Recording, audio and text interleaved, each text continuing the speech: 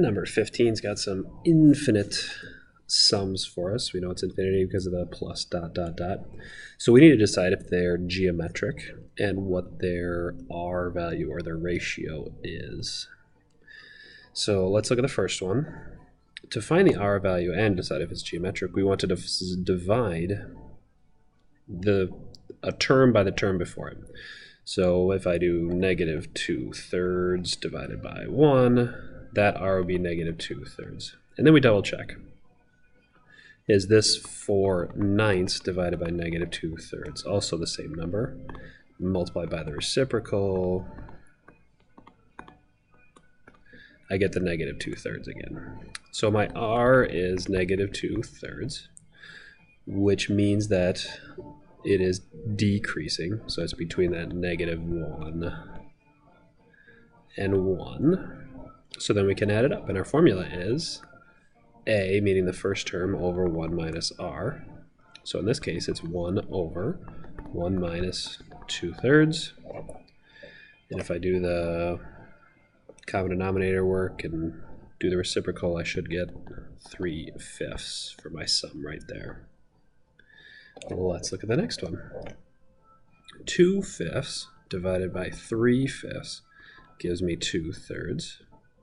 4/15 divided by 2/5 multiplied by the 5/2, that also gives me 2/3. So my R is 2/3. My first value is 3/5 divided by 1 minus 2/3. Doing a little common denominator work on that. 3/3 minus 2/3 gives me a 1/3.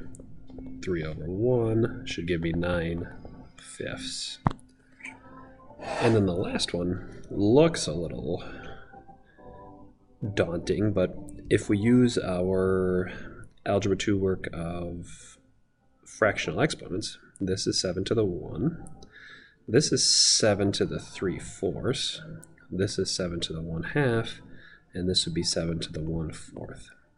So if we do our 7 to the 3/4 divided by 7 to the 1, and I do my subtraction, my R is 7 to the negative 1/4, or 1 over 7 to the 1/4. And if I put that in my calculator, 7 to the negative 0.25 is approximately 0.614, which again is between negative 1 and 1, so it does work.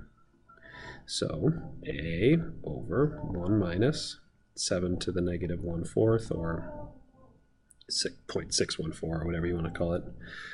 If you put that in correctly with some good parentheses, you should get 18.172, I believe.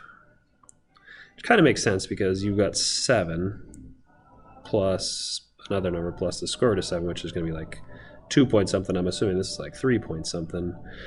So those numbers starting to add up to 18 would make sense.